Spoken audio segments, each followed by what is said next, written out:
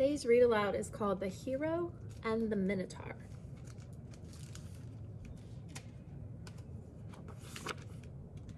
Ages ago, in the days of gods and monsters, mighty Poseidon ruled the seas. This fearsome god rode over the waters in a golden chariot, forming earthquakes, furious storms, and thunderous waves in his wake. Yet he also drove with the joyful dolphins, brought calm winds for smooth sailing, and created all of the delights of the sparkling ocean. Poseidon's brother was Zeus, king of all the gods. In those days, the gods mixed freely in the affairs of humankind. They even let themselves feel human emotions, jealousy, anger, envy, and love, for men and women on earth. Poseidon loved a woman, the beautiful Princess Athea of Trozen, and watched over her tenderly. When Aethra fell in love with a human king and gave birth to a son, Theseus, Poseidon protected him.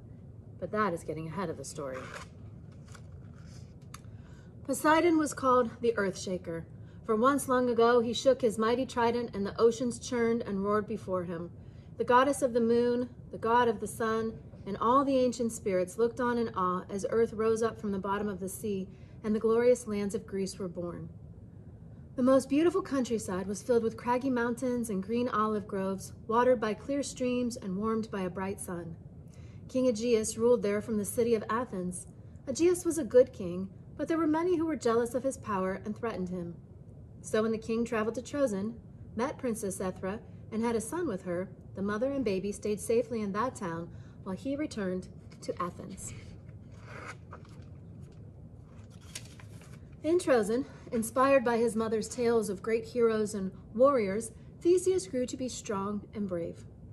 When he was only 7, Heracles, the greatest hero of Greece, also known as Hercules, walked into the city wearing the skin of a lion. Theseus's friends mistook Heracles for a lion walking on its hind legs and fled in terror. But Theseus grabbed an axe and advanced, determined to slay the beast. The boy's bravery delighted Heracles, and the two became friends. Theseus soon vowed to become a hero like Heracles. While Heracles relied on his awesome strength, Theseus was clever, quick, and developed his wrestling skills. Theseus often questioned his mother about his father. "Who is he? When can I go to him?" he would ask. His mother always answered that she would tell him when the time was right. One morning, in a part of the forest where the trees grew thickly on either side of the path, Theseus came upon an enormous boulder blocking his way. He strained against it with all his might, and slowly it began to move. Beneath it, Theseus found a pair of golden sandals and a shining golden sword. Turn and build a conversation about what you're wondering or thinking at this point in the story. Aethra recognized what Theseus had found and said to him, "Your father, King Aegeus, left these treasures here for you. When our son is strong enough to turn the rock, he told me, he must put on the sandals, take up the sword, and come to me in Athens. I shall recognize him by these things." Theseus was overjoyed to learn about his father. He wondered what it would be like to meet the great king. Aethra helped Theseus prepare for his journey, though she was sad to see him leave Trozen and anxious for his safety. "You must take the sea route to Athens," she said, "for the road is filled with robbers and monsters." The talk of danger only filled Theseus with excitement. Hoping to prove his courage, he decided to travel by land in spite of his mother's warning. So he set off along the road for Athens, his father's sandals on his feet, and the golden sword strapped to his side. Though the rocky path wound among desolate green hills and through rugged, lonely forests, Theseus felt only the thrill of adventure as he made his way to meet his father. After walking for some hours, he came upon a massive strongman named Cercyon, who liked to challenge travelers to a wrestling match and crush them to death. "Come, boy," Cercyon bellowed, "see if you can best me." When Cercyon tried to grab him, Theseus was too clever for his tricks, and he nimbly stepped aside, causing Cercyon to stumble and lose his balance. Then Theseus, an accomplished wrestler, pressed the advantage and flipped the robber upside down. The evil grappler landed on his head and perished. Next, Theseus met Sinis, the pine bender, who was so tough he could bend pine trees down to the earth. Sinis would make travelers take hold of the treetop and then, letting go to the tree, fling his victims to their doom. But Theseus proved too smart to be caught in that trap, and he made sure the pine bender came to the very same end that he had brought to so many others. We're establishing how clever he is, how tricky and how smart and cunning. As Poseidon watched from the sea, Theseus followed the road up and up along steep cliffs rising from the ocean below. At the top stood an enormous ogre called Sciron, who ordered all who passed to wash his feet. When they bent to the task, the ogre would kick the travelers into the sea, where a monstrous turtle waited to devour them. "I will wash your feet, sir, but first I must clean the water," Theseus called out to the ogre. "See how dirty it is?" When Sciron leaned down to look, Theseus quickly crashed the bowl over the giant's head and kicked him over the cliff. Then the frightful turtle came gleefully up to the rocky beach and made a meal of the hapless ogre.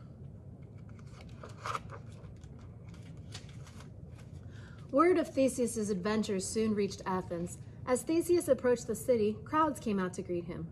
"Who performs these daring deeds?" Aegeus asked. "Let me meet the valiant champion." Aegeus decided to honor the stranger's bravery with a magnificent banquet in the Temple of Dolphins. When the prince stepped forward to present himself, the old king recognized the sandals and the golden sword and knew the youth before him was his son. He welcomed Theseus with a cry of wonder and a loving embrace. The sight of their happy reunion filled everyone with joy, and people feasted, danced, and lit altars in every temple in Athens. One morning, shortly after the festivities ended, Theseus sensed a terrible sadness throughout the city. He also saw that his father's brow was creased with sorrow. Across the sea, a powerful king named Minos ruled the island of Crete, Aegeus explained.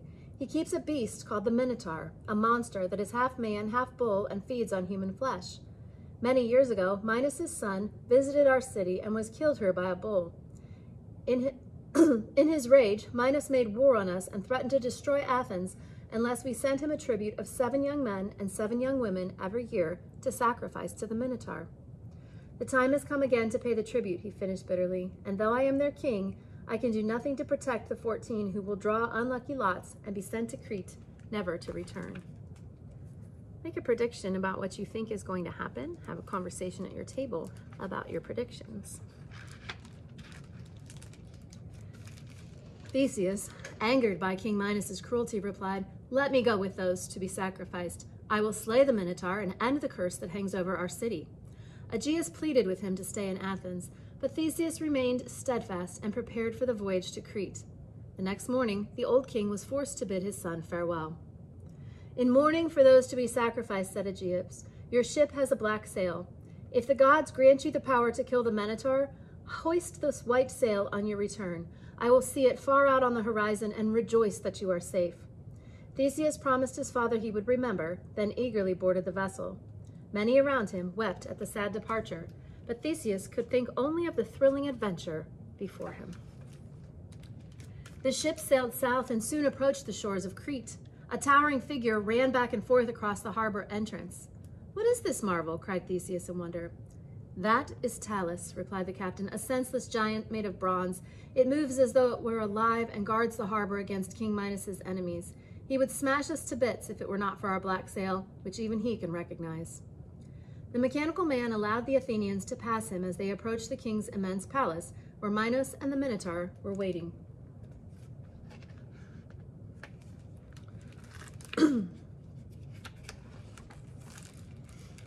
Not only Talus watched the ship arrive. From a bluff, Ariadne, the daughter of King Minos, stood with her friend Icarus and gazed down at the somber ship.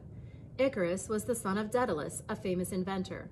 Long ago, at the king's command, it was Daedalus who had built a labyrinth beneath the palace as a cage to hold the Minotaur. "Who is that who stands so tall and unafraid on the Athenian ship?" Ariadne asked. She was impressed by the stranger's confidence. "That must be Theseus, son of Aegeus," Icarus replied. He was pleased to be able to show off his knowledge to the beautiful princess, but he wondered at her admiration of Theseus. "I have heard he freely chose to come here and face the Minotaur." Ariadne knew very well that no one had ever escaped the circling passages and corridors of her father's enormous stone maze. Gazing at the prince, she made up her mind to save him from the king's rash cruelty. "We must go to your father and ask for his advice," she said to Icarus. "If anyone knows the secrets of the maze and can help us rescue Theseus, it is Daedalus." The bold princess was right, for the brilliant inventor revealed to her a clever plan. See, he gave her a ball of string.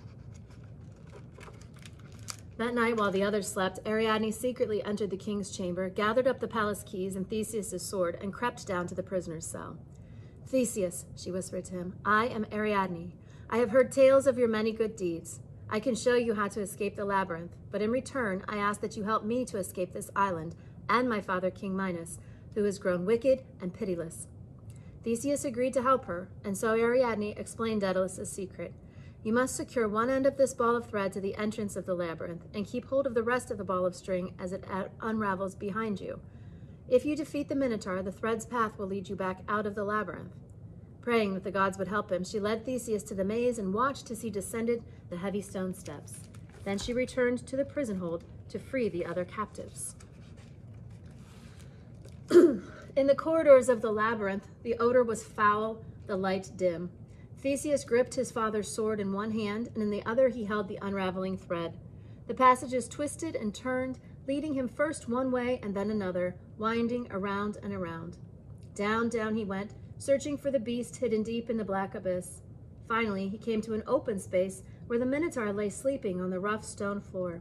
Its hot breath shook the cavern walls. The creature had the chest and arms of a powerful man, but the rest of its body had the shape of a bull, and two great horns grew out of its head. Then the Minotaur opened one glowing red eye and fixed it on Theseus. Its snore died away, and the chamber grew deathly still.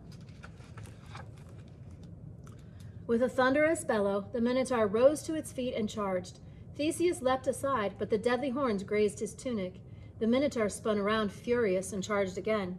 As the beast descended upon him, Theseus steadied himself, raised his golden sword, and with a great heave, drove the blade through the Minotaur's heart. The monster dropped to the cold stone floor, silenced forever. Shaken by the fury of the struggle, Theseus had dropped the ball of thread. Anxious to escape the gloomy maze, he picked it up again and followed the thread out of the labyrinth and into the cool night air. Ariadne and Icarus were waiting for him. The princess cried out with delight to see Theseus unharmed. Let us waste no time in leaving. The king is sure to come after us, urged Ariadne. Theseus and the freed Athenians boarded the ship, but Icarus stepped back. Minos will blame Daedalus for your escape. I cannot abandon my father to the king's wrath, he explained, though it pained Icarus to see Theseus leave with Ariadne. Daedalus and I will flee Minos together, he vowed. Then we will join you in Athens. Icarus watched from the bluffs as the ship set course for Athens, but he was not the only one who followed the black sail in the breaking dawn. At the harbor entrance, Talus spied the ship and raised his heavy club high to strike the boat. Theseus stepped forward with his sword, prepared to fight, but Poseidon, ever watchful, sent a massive wave smashing into the bronze giant. The Athenians watched in awe as the shining colossus, crushed into a heap of broken metal, sank to the bottom of the sea. When King Minos woke and discovered all that had happened, he was enraged. Minos knew Daedalus was to blame for Theseus' success, for who else was clever enough to show the hero the way out of the labyrinth?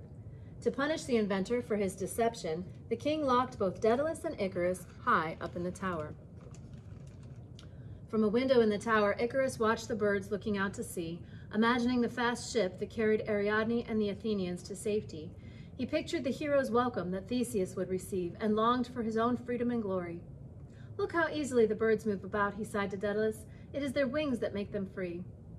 Now Daedalus had a mind so wondrously quick that no one could keep it locked up. He devised a plan for escape and cunningly asked Minos for his tools and materials.